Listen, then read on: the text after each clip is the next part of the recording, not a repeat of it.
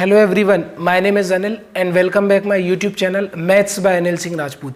आज हमारी class divisibility rule विभाजिता के नियम के ऊपर होने वाली है और इस क्लास में हम चर्चा करेंगे कि कौन सा नंबर 7 से 13 से 17 से 23 से और 29 से कब विभाजित होता है। वन डे कॉम्पिटिटिव एग्जाम में आपको बहुत परेशानी होती है किसी भी नंबर को 23 से 23 से और 29 से डिवाइड करने में, और इस पर क्वेश्चन भी आता है कि which one of the following number is divisible by 23 and which one of the following number is divisible by 29। निम्न में से कौन सी संख्या 23 से विभाजित है या निम्न में से कौन सी संख्या 29 से विभाजित है। तो बोर्ड पर मैंने 7 से विभाजित, 13 से विभाजित और 17 से विभाजित के नियम लिखे हैं। तो नियम को मैं एग्जाम्पल के थ्रू एक्सप्लेन करूंगा।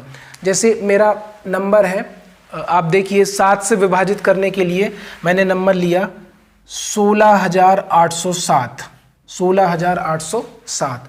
तो आपको क्या करना है, इस संख्या का यूनिट डिजिट देखना है। इस संख्या का यूनिट डिजिट इकाई का अंक कितना है, 7। तो आप क्या करोगे, इस 7 में 5 से गुणा करोगे। 7 में 5 से क्या करोगे, गुणा। तो 7 पना 35। अब इस 35 को बाकी बचे हुए नंबर में प्लस कर दोगे। तो अब क्या होगा, 5 और 0 5, 8 3 11 की 1 हासिल 1, 6 और 1 7, आ गया 1715। फिर वही करोगे, इकाई के अंक यूनिट डिजिट में 5 का गुणा करोगे तो 5 25, 25 को बाकी बचे हुए नंबर में जोड़ दोगे तो ये हो जाएगा 5 और 1 6, 7 2 9, 196 आ गया। अब 196 7 से डिविजिबल हो जाता है ना। अगर आपको इसके आगे जाना है तो आप क्या करोगे, फिर 6 को 5 से डिवाइड करोगे तो 6 पंचे 30, यहाँ पर आ गया 30 और 19 में 30 जोड़ा तो आ गया 49। और ये जो 49 है ये 7 से डिविजिबल हो जाता है। 7 सतैया 49, 7 7 49। ठीक है, तो ये हमारा डिविजिबिलिटी रूल किसका है, 7 से कोई नंबर कब विभाजित होता है। अब हम बात करेंगे कि कौन सा नंबर, कोई नंबर 13 से कब विभाजित होता है। 7 के बाद अब हमारी चर्चा होने वाली है कोई नंबर 13 से कब विभाजित होता है। तो मैंने नंबर लिखा आपके सामने 28,561। ठीक है, तो इसका यूनिट डिजिट इकाई का अंक कितना है, 1 है। तो आप क्या करोगे, इसमें आपको 4 से गुणा करना है। इसमें मैंने किससे गुणा किया था, 5 से। 4 से गुणा करो तो 4 एकम 4, 4 को बाकी बचे नंबर में प्लस कर दो तो 6 4 10 का 0 हासिल 1, 5 और 1 6, आ गया 2860। ठीक है, अब इसमें अगर आप 4 का मल्टीप्लाई करते हो ना तो 4 इंटू 0 0 हो जाता है। तो आप इसको मत करिए, आप इस नंबर 2860 को 13 से डिवाइड कर कर देखिए।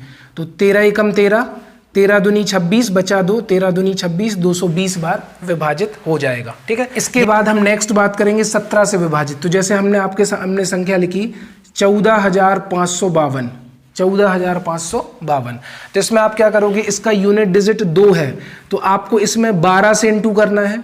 तो 12 दूनी कितना आ गया, 24। 24 को बाकी बचे हुए नंबर में प्लस कर देना है। तो ये हो गया आपका 5 4 9, 5 2 7, 1479। ठीक है, इसके बाद इसका यूनिट डिजिट 9 है तो इसको फिर 12 से इंटू कर देना है। तो 12 नंबर 108, 108 को आप यहाँ लिख दो तो ये हो जाएगा 8 7 15 की 5 हासिल 1, 4 और 1 5, 1 और 1 2। ठीक है, फिर आपको इसके यूनिट डिजिट से 12 से इंटू करना है तो 12 पंचे 60। अब इसको जोड़ दो तो ये हो जाएगा 5 और 0 5, 6 और 2 आ गया 8, 85। तो जो 85 है ना वो 17 की टेबल में आता है, 17 पना 85। आपको तब तक ऐसा करना है जब तक ऐसा नंबर ना मिल जाए जिसको डिवाइड करने में आप कंफर्टेबल फील ना करें, आसान फील ना करें। 17 पना 85। तो आई होप आपको तीनों नियम समझ में आए होंगे। मैंने ऊपर नियम लिखा है बट मैंने आपको बोल के एक्सप्लेन करा दिया। तो कोई भी नंबर 7 से 13 से 17 से कब विभाजित होगा आप समझ गए होंगे। आप वीडियो को, अगर आपको समझने में दिक्कत है तो आप थोड़ा सा वीडियो को दोबारा देख लीजिए, रिपीट करके देख लीजिए, 1-2 बार सुन लीजिए, समझ में आ जाएगा।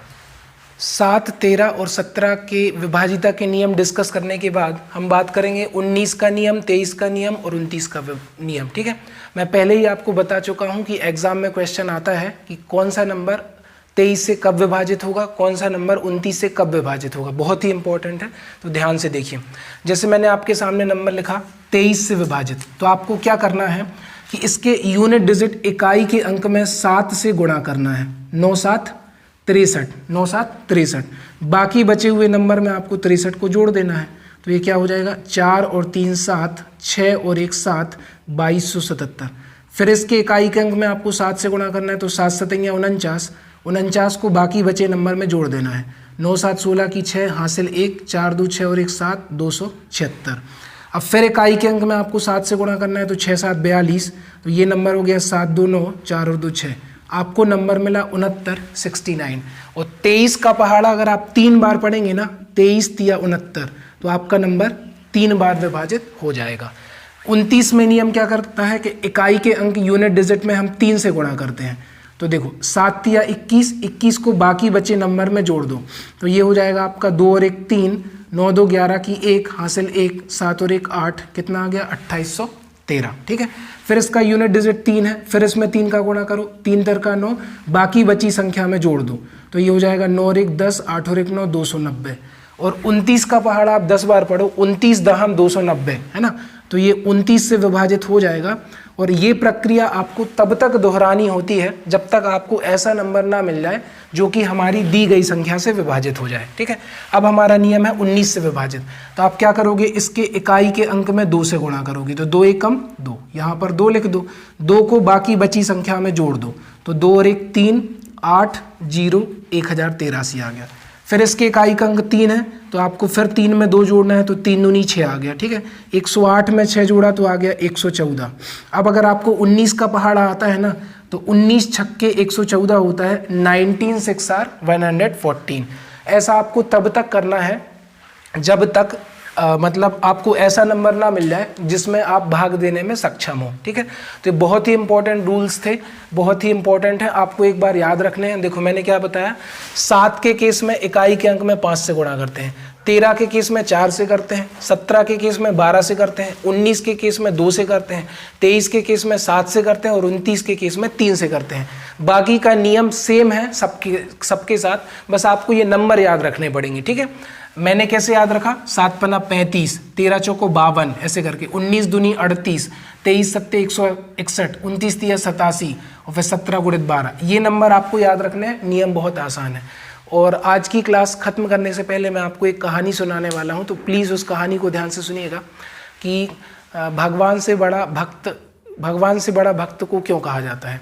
एक बार की बात है, लक्ष्मण जी ने भगवान श्री राम से कहा कि आप ये बताइए कि आपके की वानर सेना में सुग्रीव है ना, अंगद है, जामवंत है, नल नील है, फिर भी आप हनुमान जी को इतना महत्व क्यों देते हो। तो भगवान श्री राम ने कहा कि समय आने पर लक्ष्मण मैं तुम्हें इस बात का जवाब दे दूंगा। तो जब लंका पर जाने के लिए, समुद्र को पार करने के लिए पुल बनाया जा रहा था, तो सारी वानर सेना और भगवान श्री राम एक जगह पर खड़े हुए थे। तो भगवान श्री राम ने एक पत्थर पर जय श्री राम लिखकर उसको समुद्र के अंदर फेंका और वो पत्थर समुद्र में डूब गया। फिर क्या होता है, उन्होंने नल नील से ऐसा करने को कहा, क्योंकि नल नील को वरदान था कि जो भी वस्तु, जो भी चीज़ आप समुद्र के अंदर, पानी के अंदर फेंकेंगे वो तैरने लगेगी। तो नल नील ने जय श्री राम लिखा और उसको पत्थर को समुद्र में फेंका तो वो तैरने लगा। तो सब लोग आश्चर्य में पड़ गए कि प्रभु श्री राम ने पत्थर को फेंका तो वो समुद्र में डूब गया, और नल नील के पास वरदान था, वो बात हम मानते हैं, लेकिन भगवान तो भक्त से बड़ा होता है ना। तो यही सवाल जब भगवान श्री राम ने हनुमान जी को बुलाकर कहा, हनुमान जी बहुत ही बुद्धिमान थे, बुद्धिजीवी थे, तो उनसे कहा, तो उन्होंने कहा कि हे प्रभु, जिस व्यक्ति को या जिस वस्तु को आपने त्याग दिया उसकी नैया डूबना तो निश्चित है। वो पत्थर समुद्र में कैसे तैर सकता था जब स्वयं अपने हाथों से आपने उसको फेंक दिया। तो आप इस बात को याद रखिए कि भगवान जिसका साथ छोड़ देते हैं ना, तो उसका डूबना तो तय हो जाता है। तो प्रभु श्री राम ने जब पत्थर को समुद्र में फेंका इसलिए वो डूब गया, क्योंकि जब भगवान ने खुद उसको त्याग दिया है। तो आप याद रखिए, इन सब कारणों की वजह से फिर श्री राम, लक्ष्मण जी को पता चल गया कि हनुमान जी ही श्री राम प्रभु के सबसे बड़े भक्त हैं। और जैसा कि आप जानते हैं कि अयोध्या के दरबार में उन्होंने अपनी छाती फाड़कर भी बताया था कि प्रभु श्री राम उनके हृदय में बसे हुए हैं। तो भक्त हमेशा भगवान से बड़ा होता है। तो अगर आपको भगवान तक पहुंचना है तो सबसे पहले आप भक्त की पूजा करना सीखिए, और हनुमान जी की पूजा तो सभी लोग करते हैं। यही कहानी थी, आपको अच्छी लगी हो तो आप दूसरे लोगों तक इस कहानी को शेयर करिए, और आप मेरा पढ़ाना आपको अच्छा लगा हो तो मेरी पढ़ाई भी आप दूसरे लोगों तक शेयर करिए। मेरे इस YouTube चैनल को हर पढ़ने वाले व्यक्ति तक पहुंचाइए और शेयर करिए, ताकि मुझे मोटिवेशन मिल सके अच्छी वीडियो बनाने का। थैंक यू सो मच, आप सभी के लिए बहुत बहुत धन्यवाद। मैं मिलता हूं आपसे नेक्स्ट वीडियो में। धन्यवाद।